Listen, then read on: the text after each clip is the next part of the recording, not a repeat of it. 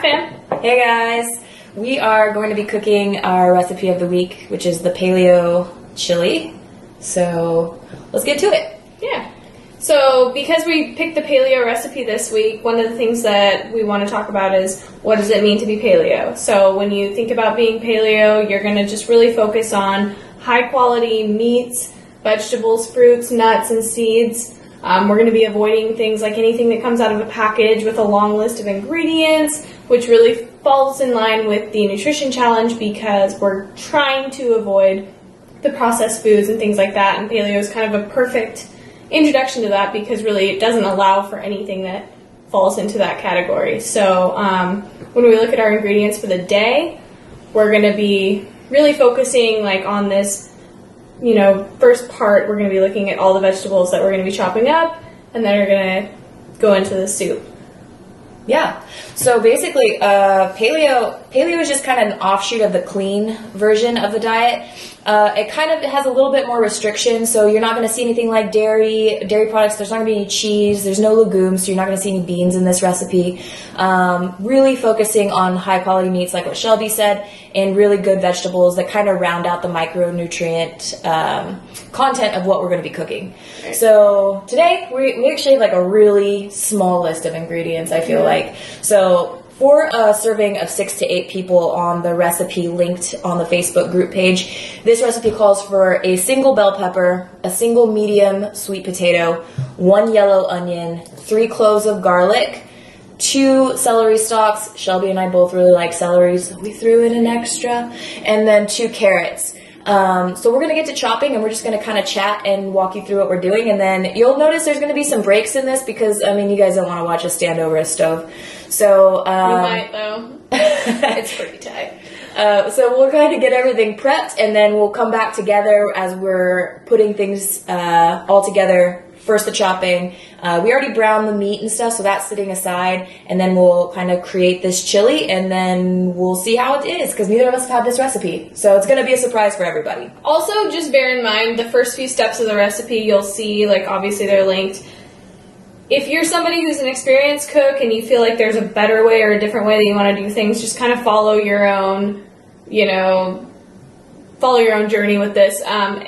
However, if you're not an experienced cook, just follow the directions. Are super easy. Just, do what they say to do, and we'll kind of move on and kind of integrate as that next step comes about. Cool. All right, so we'll just kind of split this up. I want to tell you guys, as I chop up this garlic, that I just learned the most efficient way to unglove garlic, because this has always been the bane of my cooking. Pull this out of the way so you can see what I'm doing with my giant knife. So when you have your clove, you're just going to cut the end off and just pop that sucker right off. You don't need it. You're not losing a ton of meat of the garlic itself. And then you're just going to take the flat side of the blade and you're just going to smash that clove as much as you can. What that does is it releases some oils from the garlic clove, and then the whole clove just pops right out, which saves you a ton of time, because if you're like me, these little papers stick to your fingers and drive you crazy, and they stick to the cutting board, and it's just a mess. So try that little trick out. Let me know if it works for you. But I saw it on a targeted ad on Instagram, and it got me. Dude, I myself would just like to introduce you to my Shun knife. Sarah got it for me for Christmas. It's very nice. It makes chopping carrots just a pleasure. So I'm just gonna keep on chopping. Do you want it chunkier, or do you want it more diced? Because we have that option. You have that option too. I think diced. I think diced is the way to go on this, yeah. Alright, I didn't go that way initially, so I'm going to just titrate. Also, when you guys are watching this, please comment. I want to know, there's been a lot of people that have tried these recipes. This is my first time cooking any of the recipes that are going to be posted through this whole challenge, so we're all in this together.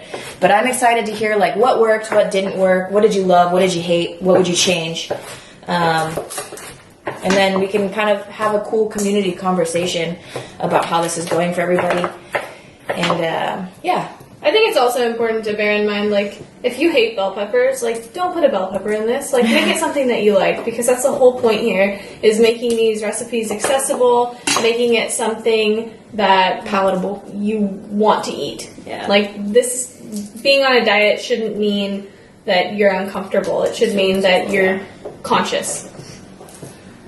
So, the nice thing with this particular recipe is you're going to get a massive slug of protein in this. It calls for quite a substantial amount of meat, more than I think is probably necessary. We actually dialed back some of the steak tips a little bit, just because it seemed like a lot. So we'll see how that goes. But the nice other part is that with these vegetables, you're getting like a really good mix of complex carbohydrate.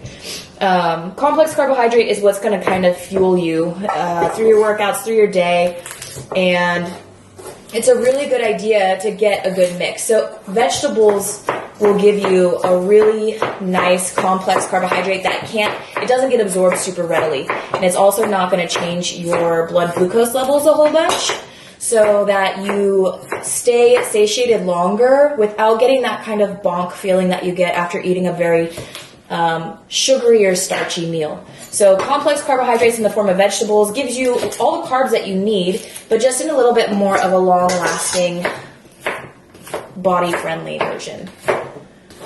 Now at this point, since you see us chopping the vegetables, you've heard us talk about them a whole bunch, we'll probably cut here, finish chopping up, and then let you guys join back with us once we're cooking a little bit more, because we can get carried away with nutrition talk. Alright guys, veggies are all chopped. We've got a good mix in here of the sweet potato, bell pepper, celery, onion, and am I missing something? No, I think that's it. Oh, carrots. Everything's in here. So, we've got the meat that we browned earlier. It's all mixed in here. You've got the chuck cubes and then the ground beef. We mixed that all in. We left the drippings in the pan. That's what's heating up now. We're just going to add in 1 tablespoon of olive oil to this mixture. And that's just going to go straight into the pot here. Throw that in. Olive oil is a great option for cooking.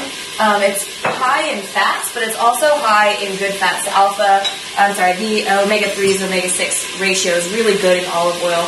And that is a whole complicated thing. So if you have questions about it and you see me at the gym, you want to know about omega-3s and omega-6s, hit your girl up. I'll chat with you about it anytime. All these veggies are going to go into here, and we are going to let them cook. And that's going to take a little while, so I will pan over to Shelby, and she can chat with you some more about some other stuff. Hey guys, so I'm just kind of getting some garnish ready, and feel free to, first of all, follow what they have in the recipe, but also do what's good for you. So what I'm dealing with right now are some green onions. I'm going to chop those up. I have a jalapeno that's not in the recipe, but I just like things a little bit spicier, so I'm going to chop this up. And then we also have some avocado that we can put on top. Now all of these things, are kind of great because first of all, the onions and the jalapeno are going to be low calorie. Sorry, that's loud. Sorry.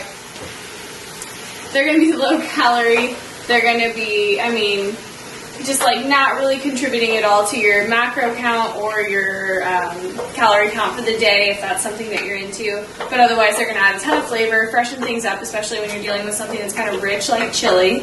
And then as for the avocado, pretty much within this nutrition challenge that we're all doing together, no matter what you've chosen to focus on, whether it be paleo, keto, vegetarian, it doesn't really matter. Avocados are just a powerhouse of nutrients. You've got like a high fat content, but these are, again, like Sarah and I said, like we won't get too technical about what types of fats we're dealing with, but it's a low glycemic food, it's a high fat food, it's going to be something that's going to help you not only have the power that you need and like the energy that you need to do your workouts, but also great for recovery. Again, we won't get too into it, but all great things. Again, for me, if I'm making this dish, I'm probably going to want to add something like cilantro or something like that, but again, do whatever is comfortable for you, whatever you like. The whole point, again, is for this to be something that you want to eat. Okay, so last thing, while Sarah's cooking up the veggies over here, I just want to add in that we did pre-mix the spices here. If you follow your recipe, you're going to be looking at doing chili powder, salt, pepper, cocoa powder, which is kind of an interesting add, as well as cinnamon. So we're almost going to get like a mole flavor out of this, which I'm pretty excited about. I've never made anything like this before. We also have oregano, and I believe that's it. Yeah. So I pre-mixed all of these based on the ratios that they put into the recipe, and we're going to go ahead and throw these in with the veggies while they're getting all sauteed up and nice and caramelized. Alright guys, so this is cooked for an hour. We just added in 1 tablespoon of the apple cider vinegar as per the recipe. So we're going to give it a shot. Yeah? Ooh, we're going to hit this with some of our garnish, a little green onion, a little avocado. Trade you. Okay.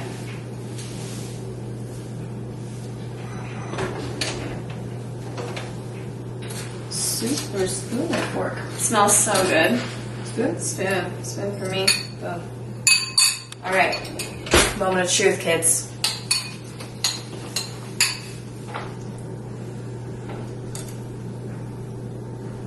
Oh damn. I'm a fan. It's pretty good. That cinnamon and cocoa Comes through pretty well. Yeah, I like it very much.